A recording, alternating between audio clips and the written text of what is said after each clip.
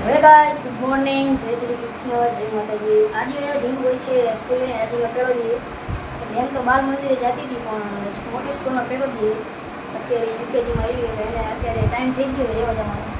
અત્યારે લેવા જ આવી. ચાલો આપણે આવી મળીએ. જગ્યાએ હવે નિશાળે જ આવી. ત્યાં આગળ હવે છૂટતી છે.